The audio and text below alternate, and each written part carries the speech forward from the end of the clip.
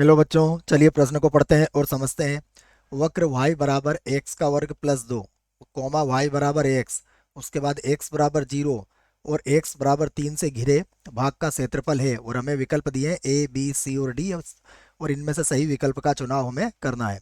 प्रश्न को हल करने से पहले हम प्रश्न के लिए मुख्य अवधारणा लिख लेते हैं।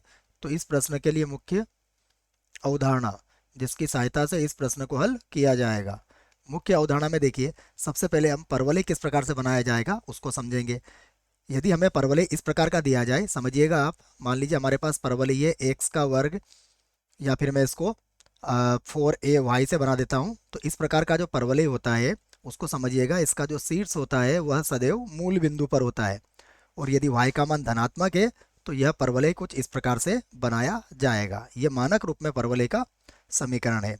अब इसी परवलय को यदि हम थोड़ी देर के लिए इस प्रकार से बना दें कि यहाँ पर यह इस प्रकार से हो जाए x माइनस एच का वर्ग बराबर, मान लीजिए यहाँ पर 4a है, और ये हो जाए y माइनस के।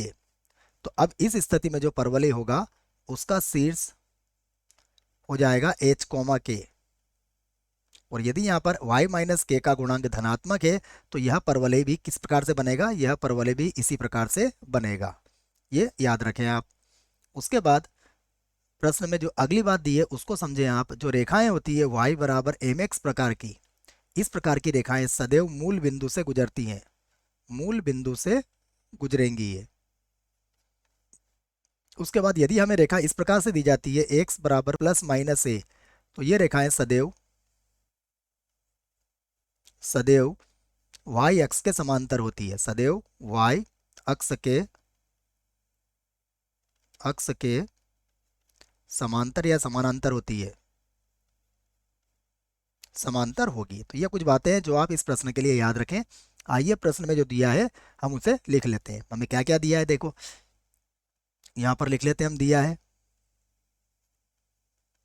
हमें दिया है सबसे पहले y बराबर एक्स का वर्ग और प्लस का 2। इसे मैं इस प्रकार से भी लिख सकता हूँ कि एक्स का वर्ग और बराबर हो जाएगा y माइनस 2। इसको मैंने समीकरण 1 बना दिया। और मैं इस बात को कह सकता हूँ कि इसका जो शीर्ष होगा, इसका जो शीर्ष होगा, देखिए x का मान तो इसमें 0 ही होगा, परंतु y का मान इसमें कितना मिलेगा, हमें 2 मिल जाएगा। तो इसका शीर्ष 0,2 होगा, इस बात को याद रखें आप। और हमें यह भी पता है कि यदि इसमें y का जो गुणांक है वो धनात्मक है, इसका तात्पर्य यह है कि इसका जो मुंह खुलेगा वो y एक्स की धनात्मक दिशा की तरफ ही खुलेगा। तो ये बात आपके समझ में आ गई है। आगे बढ़ते हैं। उसके बाद हमें रेखा दी गई है, तो रेखा क्या है, y बराबर एक्स। y बराबर एक्स जो रेखा होती है वो सदैव मूल बिंदु से गुजरती है, ये भी हमें याद है। उसके बाद दिया हुआ है x बराबर 0।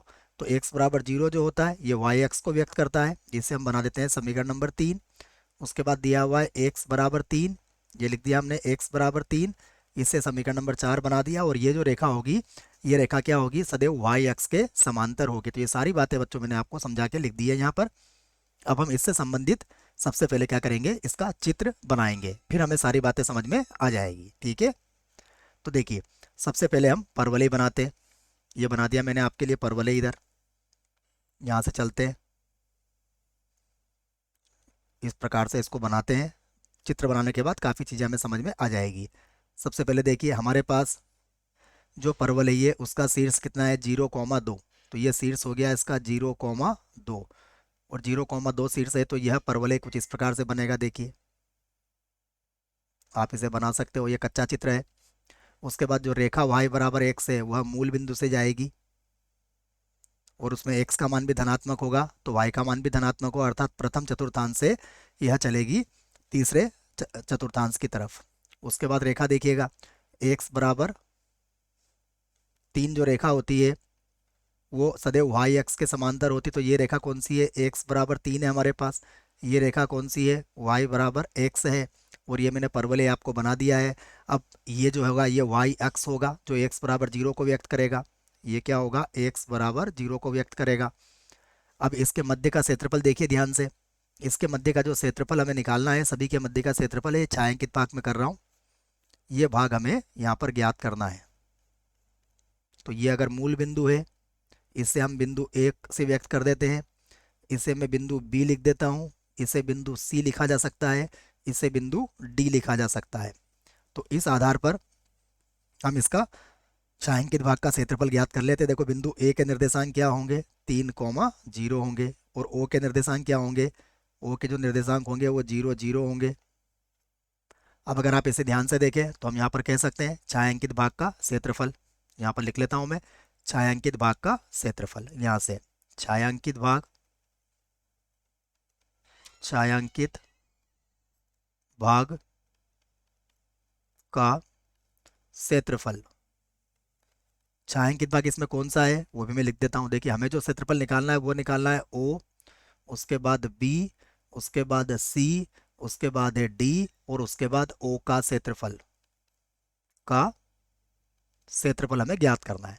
जिसको निकालने के लिए हम क्या करेंगे, सबसे पहले लिखेंगे ओ ए बी सी, उसके बाद डी, और पुनः ओ का क्षेत्रफल। सबसे पहले हम ये पूरा क्षेत्रफल निकालेंगे और इस क्षेत्रफल में से क्या माइनस करेंगे, इसमें से माइनस करेंगे हम त्रिभुज ओ ए बी का क्षेत्रफल। इसका क्षेत्रफल हम यहाँ से माइनस कर देंगे। अब इसको देखो सीमा के रूप में, क्योंकि समाकलन की सहायता से ज्ञात करना है तो हमें सीमा लेना पड़ेगी। सबसे पहले हम सीमा लेंगे 0 से 3, और यहाँ पर लिखेंगे y dx। y dx, यहाँ पर y के लिए हम कौन सा समीकरण प्रयोग में लाएंगे वो समझिएगा आप। यहाँ पर y के लिए हम लोग देखिए यहाँ से यहाँ तक का एरिया, ये क्षेत्रफल है हमारे पास, और यहाँ पर हम परवलय के वक्र का यूज करेंगे। तो यहाँ पर हम y में क्या लिखेंगे, परवलय, परवलय, ये लिख दिया मैंने यहाँ पर। परवलय की सहायता से हम इसको हल करेंगे। उसके बाद देखिए हमें इसको त्रिभुज का क्षेत्रफल उसमें से घटाना पड़ेगा, तो माइनस लगा देंगे। अब त्रिभुज में भी हमारी सीमा कितनी है, 0 से 3 ही चलेगी, और यहाँ पर लिखेंगे हम y dx। और यहाँ पर त्रिभुज का क्षेत्रफल निकालने के लिए हम कौन से वक्र का प्रयोग करेंगे, यहाँ पर हम सरल रेखा का प्रयोग करेंगे। तो यहाँ पर लिख देता हूँ मैं कि हम रेखा की सहायता से इसको यहाँ पर हल करेंगे। अब दोनों से संबंधित मान मैंने आपको समझा दिए हैं। अब हम क्या करते हैं, इनके मानों को यहाँ पर लिख लेते हैं। तो ये होगा 0 से 3। उसके बाद यहाँ देखिए y का मान क्या आएगा, यहाँ से y का मान आएगा हमारे पास x की घात 2 प्लस 2। यहाँ पर कितना आ जाएगा, x की घात 2 और प्लस का हो जाएगा 2, ये आ गया। उसके बाद dx, फिर माइनस, फिर से सीमा कितनी है, 0 से 3 है। रेखा में y बराबर x है, यहाँ पर हम लिख देंगे x, और ये हो जाएगा dx। दोनों की सीमा यदि बराबर है तो हम एक साथ भी इनका समाकलन करके सीमा का प्रयोग कर सकते हैं। x की घात 2 का समाकलन देखिए, x की घात 2 का समाकलन होगा x की घात 3 बटे में आ जाएगा 3, और प्लस 2 का समाकलन करेंगे तो ये हो जाएगा 2x, और माइनस x का समाकलन करेंगे तो x की घात 2 बटा 2 हो जाएगा। सीमा एक जैसी है इसलिए मैंने इन सबको एक साथ ही समाकलन कर दिया है, अन्यथा में अलग अलग हल करना पड़ेगा इसको। अब हम यहाँ पर सबसे पहले 3 रख लेंगे, तो मैं लिख देता हूँ यहाँ पर सबसे पहले 3 की घातांक 3 कितना हो जाएगा, 27। तो ये 27 बटा 3 हो जाएगा। तो यहाँ पर लिख दूंगा मैं बराबर लगा के, ये होगा 27 और बटे में कितना आ जाएगा 3। उसके बाद देखिएगा ये 2x, तो 2 गुणा 3 कितना हो जाएगा 6, तो प्लस का लिख देंगे हम 6।